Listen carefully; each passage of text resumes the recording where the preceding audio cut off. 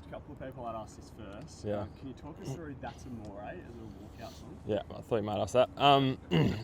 There's my partner's got a big Italian family, so we've got a Italian playlist on my phone which got a bunch of those songs on it. And when we got asked what walkout song I should choose, I was literally sitting on the couch with a few mates going, what would be a funny song? And someone recommended That's Amoré. So I just went with that. Yeah, I must admit I was tapping my back going, geez, this could look pretty bad if I get out straight away here. Did it get you fired up? Because it took the air out of the stadium for you. Yeah, I could hear that the stadium was quiet and I was like, I don't know if this is good or not. But yeah, now it's sort of like, do I change it or do I just leave it the same? You must have been thrilled with how you hit him, bit of time in the middle, a long partnership with Zach and getting the team over the line. How do you sort of reflect on that? Yeah, it was a great night. I think overall everyone's pretty happy with their performance. I think the bowlers came out really well at the start of the game. Obviously, if we had our time again, we'd probably try and restrict them to a little bit of a lower total. But yeah, it was awesome to be able to get out there, spend some time with Zach. He batted beautifully. I think we complemented each other quite nicely.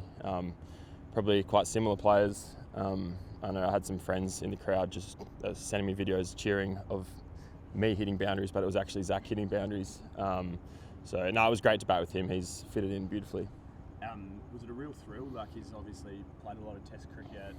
Some of those straight drives were like mind-boggling. They're incredible. Was it just fun to be out there with him? Yeah, it was great fun. Yeah, you mentioned those straight drives. Sometimes you're at the non-strikers and you see the ball land in a certain pitch and you're like, all right, it's not going to get hit back at me. And then before I knew it, the ball was like whizzing straight past me. So had to stay on my toes at the non-strikers end with those straight drives. But yeah, he batted beautifully. So pretty excited to see what the next few games hold for him. And that over off Paddy Dooley, 26 runs. You probably got a couple of slightly shorter balls in there, but you must be really happy. Taking the guts out of the chase with a big over like that. Yeah, absolutely. It was great fun. Once you've hit a couple of sixes, sometimes it can be pretty hard to stop. So kept swinging pretty hard. Could have been out on the last ball of the over, but I suppose fortunately it landed safe and it could keep going. Hey, the power surge, obviously with net run rate, a bit of a thing. How much is that up to you and Zach while you're out there, particularly when you're the set batters? How much of it comes from Adam and AT and the Sheds? Because obviously you didn't take it, and the chase came sort of quicker than you might have thought with the Dooley over. But did you give any thought to taking it for the net run rate purposes? Yeah, it's pretty much is left to the two batters out in the middle. Had we taken the surge, sometimes you can lose 3 for 10 in 2 overs. So but we were batting, as you said, we were sort of going over 10 and over anyway. So you look at that, and if someone offers you that for a net run rate bonus, you'd take that. So yeah, the surge can go one of two ways. We just thought we were going nicely, so no need to take it. You've had some experience with the Australian side now. How much does the T20 World Cup play in your life? Yeah, none at all really, to be honest. It was awesome to be able to play for Australia a couple of weeks ago, but also very aware that there was a lot of World Cup boys who missed out and come home and rested. So, they've got an unbelievable white ball team up there. At the moment, it's not playing on the mind at all. Talk us through the experience of being with the squad. What did you get? What was the biggest thing you got out? Yeah, I suppose there's so many lessons when you go away to a place like India. They're so good in their home environment. It's the first time I played any white ball cricket over there, so there's so many lessons to be able to come over and work on before I go back. So in the cricket sense, there's certainly lots of takeaways, but I think learning from all the boys over there, getting to meet a lot of the boys, having Matthew Wade as captain, he was awesome. A lot of the experienced players, so yeah, certainly lots of lessons, but just great to be able to spend some time with those guys. It's highly competitive, isn't it? We see Dorf out there getting 4 wickets, and some of us just go, how is he not like the first one picked all the time? What's it like, the competition at the moment? It seems to have got to another level. Even Jake last night was 50. Yeah, I suppose there's lots of people putting their hand up for selection. I think even within the Scorchers, there's a lot of good players who are missing out on our 11, so you don't have to look too far to see. There's a lot of good players around at the moment, and competition for spots is always good. So, at the moment we're just worried about what we're doing and getting the best 11 on the park here. If there was a spot in that side for the World Cup, what would it mean to play for Australia in a tournament? Yeah, it would be huge. Something you've always dreamed of as a kid. yeah, it would be awesome to be able to go over there and representing your country at any level is super exciting. But for it to be in a big competition like that would be amazing. We spoke to Chris Jordan post game, so when you played a bit of cricket with him, he was pretty adamant that you can play 3 formats for Australia. Do you feel that way, and would you like to, keep up all 3 formats at a really high standard like you? Yeah, absolutely.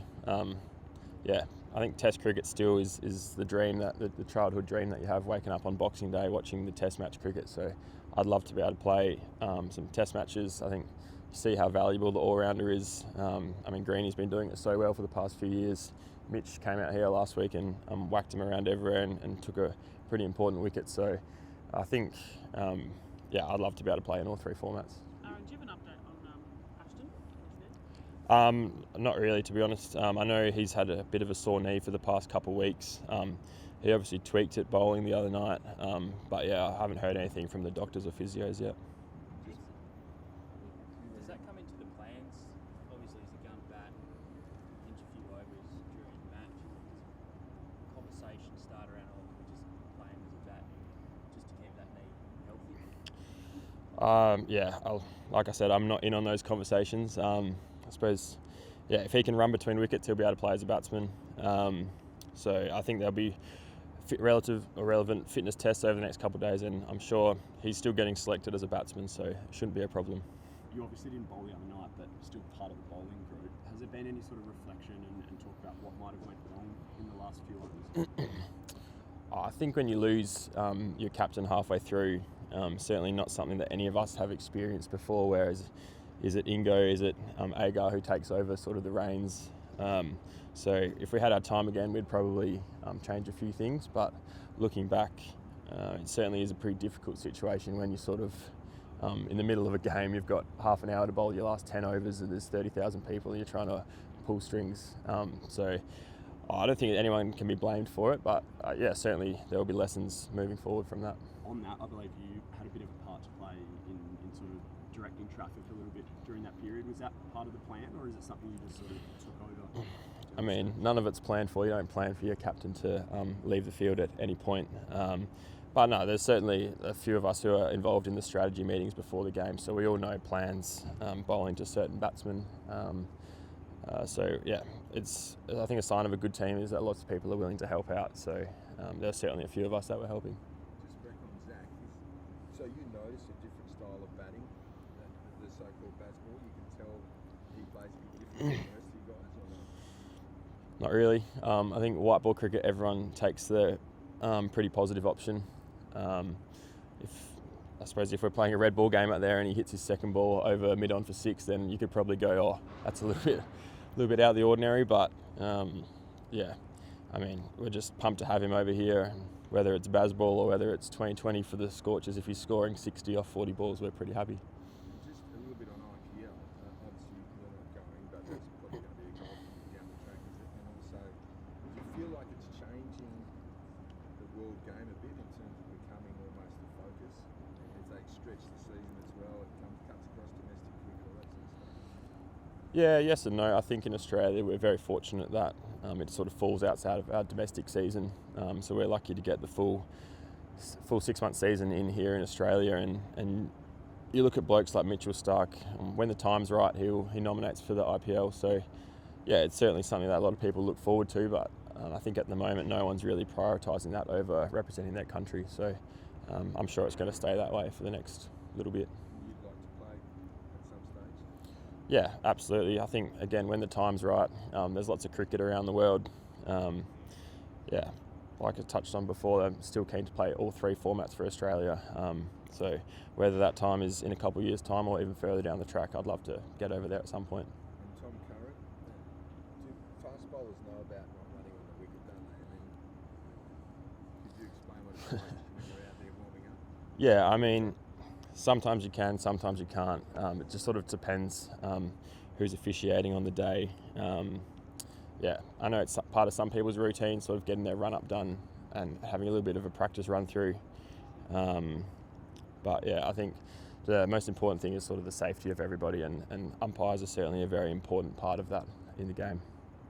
Could we maybe expect to see you back bowling on Boxing Day? I'm sure I'll be bowling throughout the tournament, whether it is on Boxing Day or not. I think when we got a team 5 for 40, you sort of just let those boys who are taking the wickets just keep going. So we're pretty fortunate enough that we got a lot of depth at the moment and some pretty quality fast bowlers. So it wasn't necessarily a plan for you to have a breather? No, I was fully fit, ready to bowl last game. The nature of the game meant that the out and out pace bowlers just did the chunk of the work. Just on Tom Curran incident, I don't know if you've seen the vision, but what did you make of the behaviour? Is it poor form? I mean, to swear at an umpire, wouldn't really expect that these days, would you? Yeah, I haven't actually seen the vision. I've seen a still photo of sort of what might have happened. So it's pretty hard for me to comment. But as I said before, I think it's great having the international players come over to the Big Bash. I think it's great for the game. But for any of us, I think the health and the safety and the respect for umpires is really important.